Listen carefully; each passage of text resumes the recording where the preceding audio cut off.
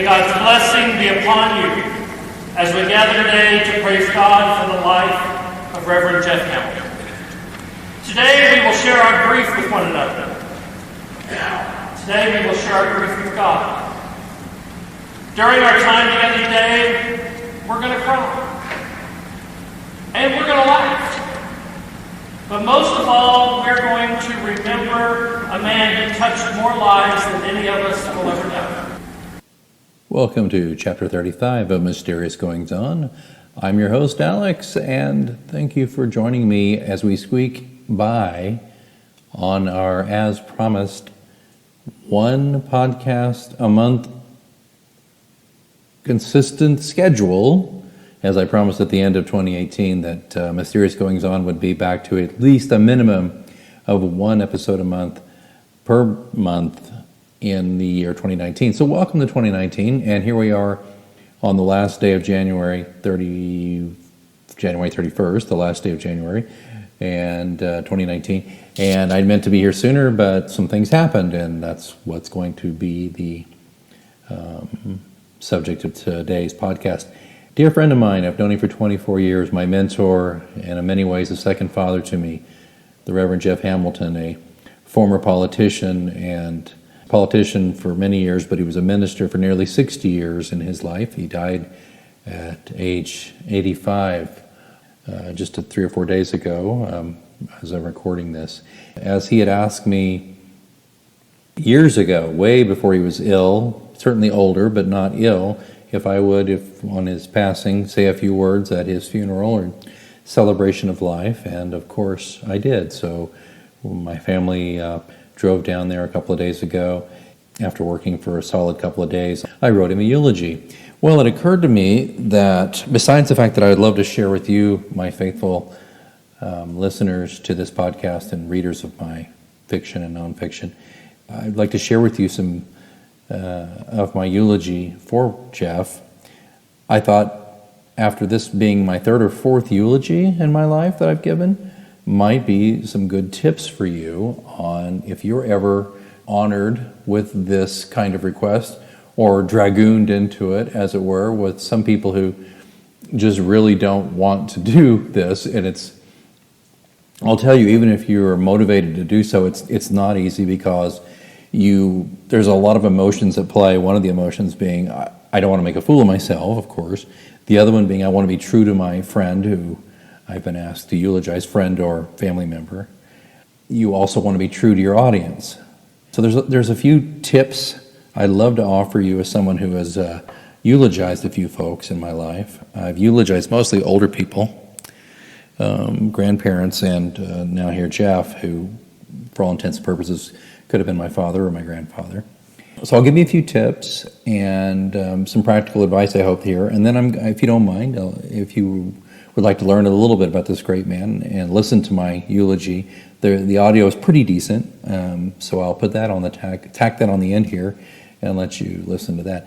But I'll just say this.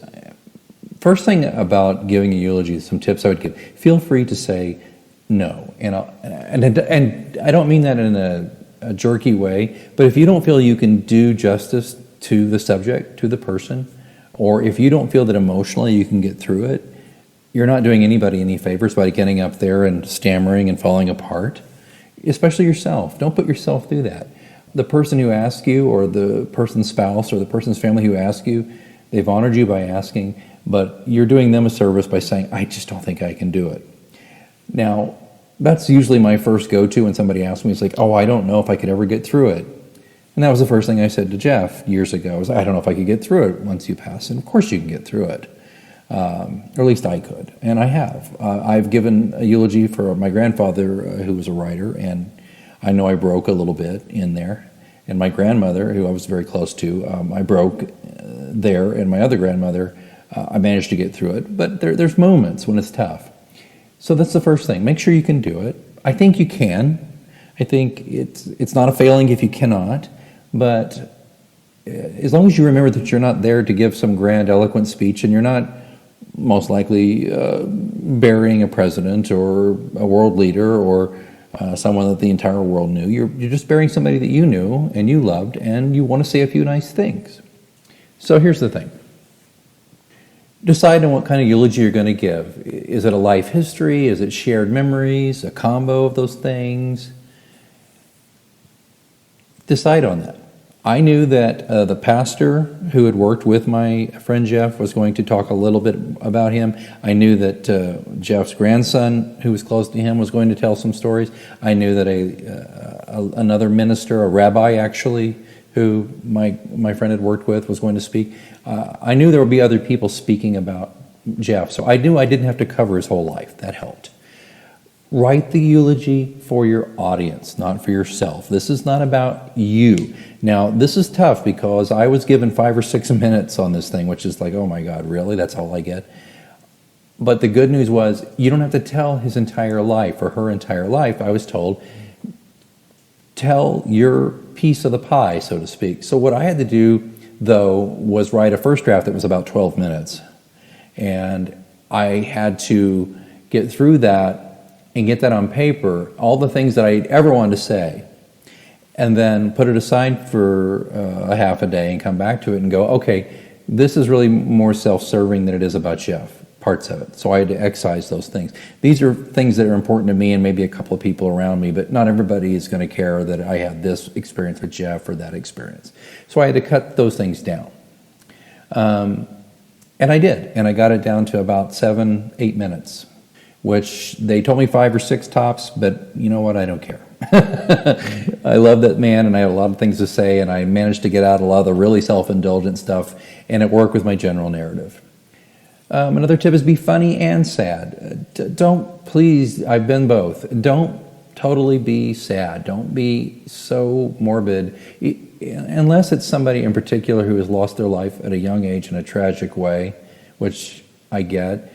It's hard not to be sad. But especially if it's an older person who's had a full life, try to find the fun and the joy in their life and talk about that. But still be sad. You're going to miss this person. You wouldn't be talking up there if you weren't going to miss them and if they weren't valuable and important to you and it wasn't going to be somewhat of a loss to have them out of your life. Another thing, and this is something, I'm a professional speaker. I've spoken as a speaker for almost 30 years. And I give a lot of talks where I have a loose outline. But on a eulogy, it's a good idea to write it out verbatim, particularly if you're not a professional speaker. Don't wing it. It's too easy for things to fall between the cracks. It's too easy for you to get emotional in the moment and jumble up your thoughts, and then it doesn't make sense. Write it out and print it out in big type where if you wear glasses, if your glasses were to break, you could still read it. I don't care how many pages that would take. Write it out. Keep it brief. As I've already mentioned, there's a reason. There's a joke. You'll hear this in the recording later. Jeff's grandson, who's going to be a minister, he talked about minister's moments or minister's minutes that Jeff had talked about, where apparently every minute of your talk is about 3 minutes to the audience, which is typically how ministers feel. It's like you got to understand that people's attention spans are short and wear out quickly. So keep it brief. That goes back to where I went back and wrote the long version, and then after that was complete, I came back and whittled that down. Practice, practice, practice. And a good point of this is to get the emotion out. You'll find the spots where you can, you'll hear it in my recording, I hope, where there's some forcefulness and there's some moments, but it'll also help you get through the moments that are going to make you cry or make you sad or make your voice break.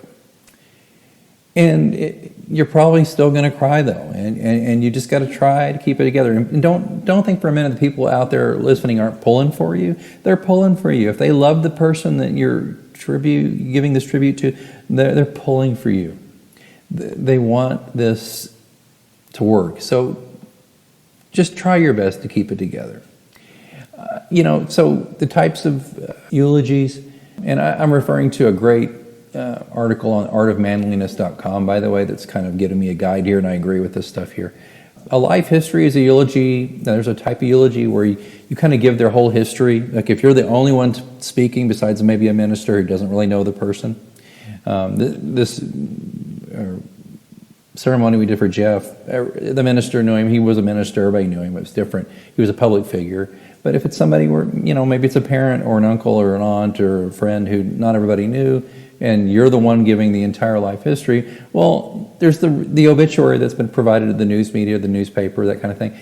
That's a simple fact-based thing you can read, especially if you didn't know the person well. I've also been brought into funerals for relatives I didn't know well, and I was asked to read something simply because I generally read pretty well. There's that. But then there's the shared memories, and with this type of eulogy, your sacrifice, your breadth for depth. So instead of, this is kind of what I did for Jeff, instead of covering their entire life, you hone in on a few specific shared memories that you and the audience have about the deceased. And that's more or less what I did. And so I found things that were about me and were important to me about Jeff, but I didn't want to say things that were so close to the bone and so personal that it would alienate the audience and they wouldn't understand it. The other thing is ask whoever's planning the funeral. I had to work with the minister on this to make sure that you understand the kind of the run of show, as we call it. Ask what they're going to speak about and let them know what you plan to speak about. I mean, I told the minister, okay, listen, I'll cover his legislative career and his political career mostly because that's what I worked with him the most on. And he was like, oh, thank goodness, because, I'm knowing more from the spiritual side. And I'm like, well, look, let me cover this, you cover that. And it was really good for everybody because that worked out that way. Remember, though, this is a great point. The eulogy is for your audience and it's not for you. Whatever you give, keep in mind you're presenting to an audience that has had their own experience and their memories with the deceased. So sharing memories of life or history that just touch on your personal interaction, as I said earlier, with him or her is a little inconsiderate. It's not about you. And they don't, mostly, I'm going to tell you, the audience doesn't care about you.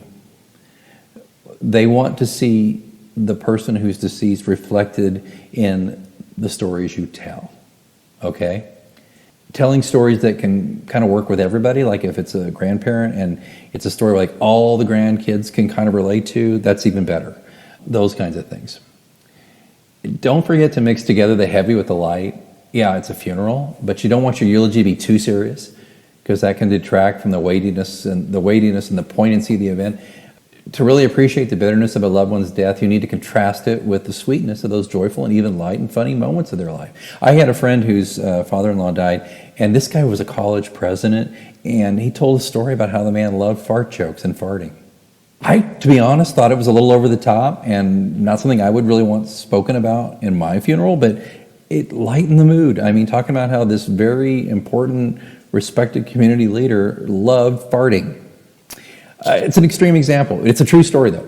Again, I like a good fart joke. My daughter and I tease about farts, but it's not really the way I want to be remembered. But you know what? If it works, it works. Don't forget to practice. I'm a professional speaker, and I practiced this thing about a half dozen times. And it just helped me to find the moments that would be the most, what I would punch up, so to speak. And by punch up, I don't mean to be artificial, but it was the points that I thought were most important. And I think if you listen to this, hopefully you can pick those things out and you'll agree. Have some a hanky or tissues ready, and just in case. I managed to get through. I felt some emotion towards the end, and as I walked away, especially when I looked at my daughter and my wife and my dad and some people who I knew very well, and of the widow who was like a mother to me. But I managed to get through it, but you may not. And when I remember when I did my eulogy for my grandmother, I burst into tears. It was hard.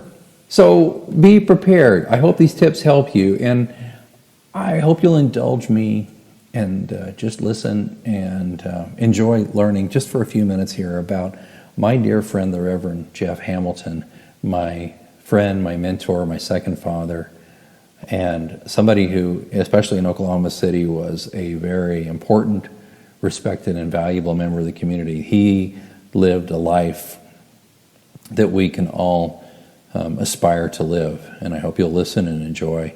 And I'll be back in February with another edition of Mysterious Goings On. And until then, please learn a little bit about my good friend, Jeff Hamilton. And until then, next time, keep reading.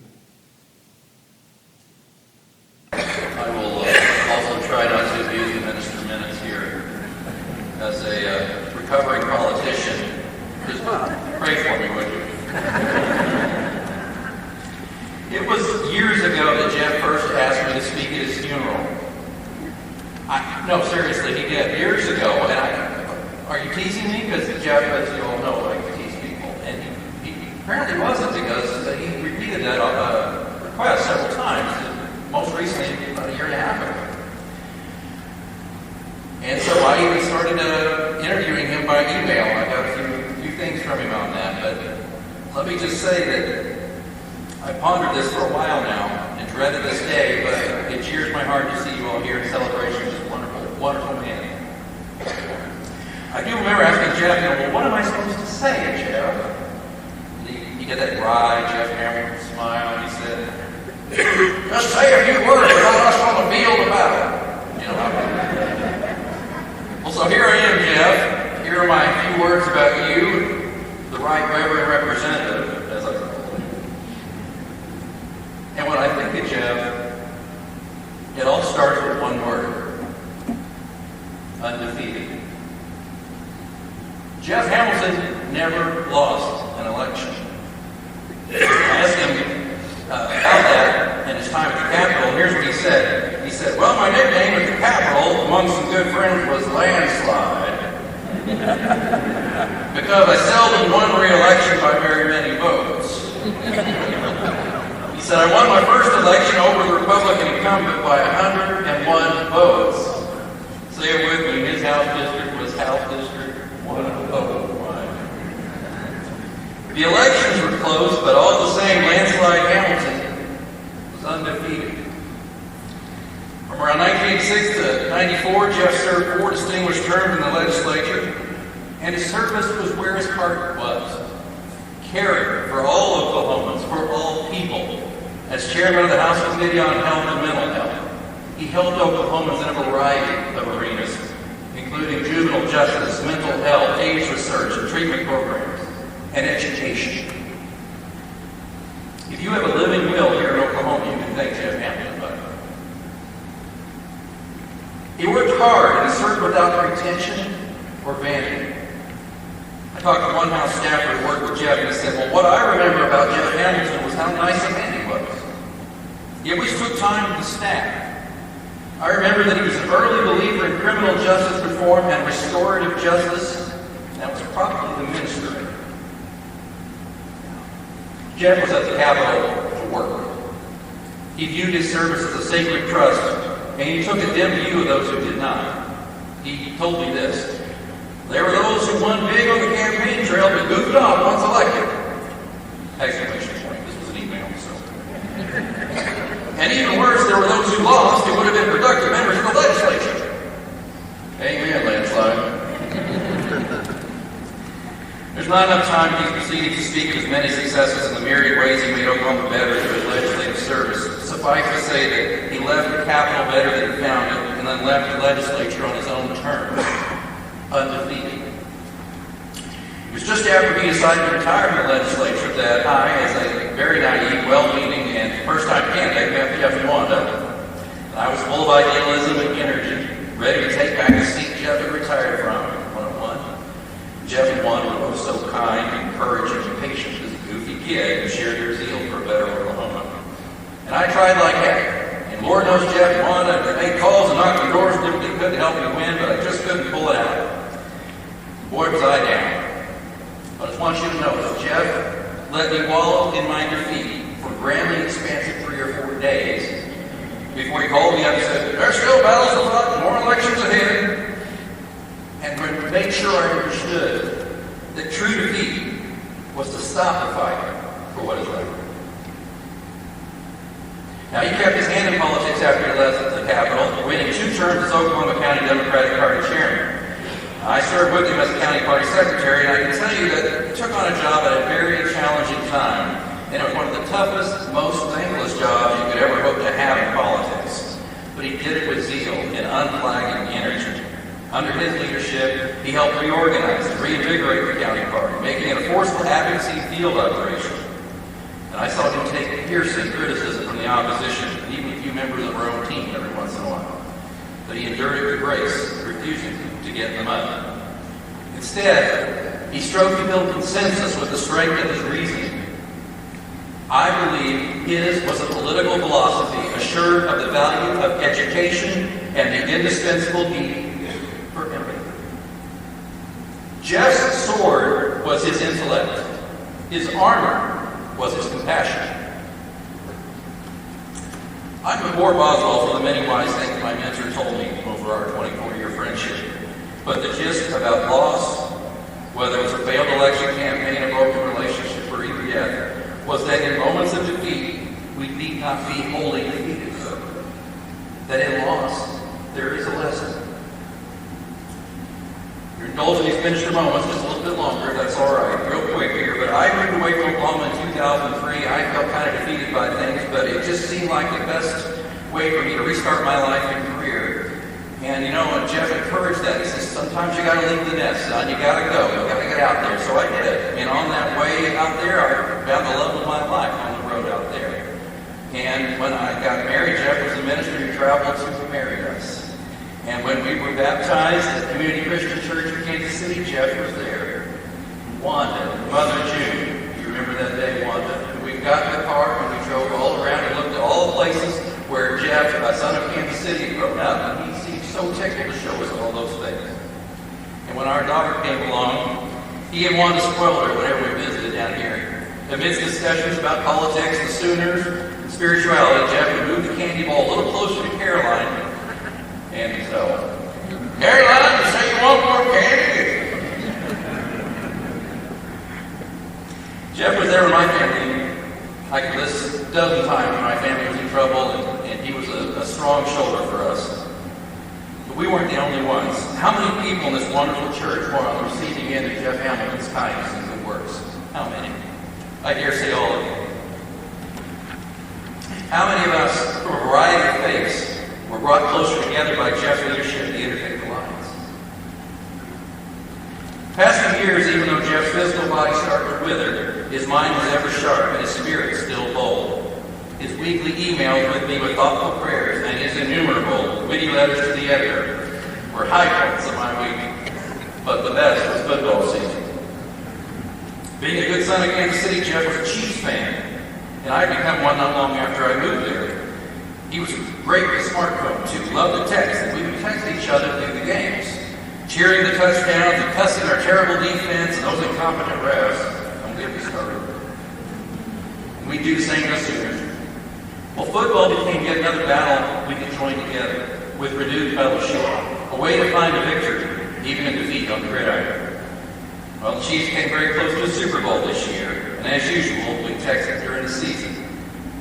My last text from Jeff was the day of the AFC Championship not long ago, and after a heartbreaker of a loss, I just texted him a sad face emoji. Within moments, he texted back an exclamation point and a flower emoji. Well, I knew what it meant. No tears. Still love our team. Friends, if we learn from loss, remain loyal to our friends, and keep compassion in our hearts, we will be like Jeff. He's not here physically, yet I feel him. I feel his presence, especially in this sacred space where he shared so many brilliant sermons and brought me closer to God. And I will reach for this feeling the rest of my days when I feel lost or despair. I will think of my dear friend Jeff and the true meaning of undefeated.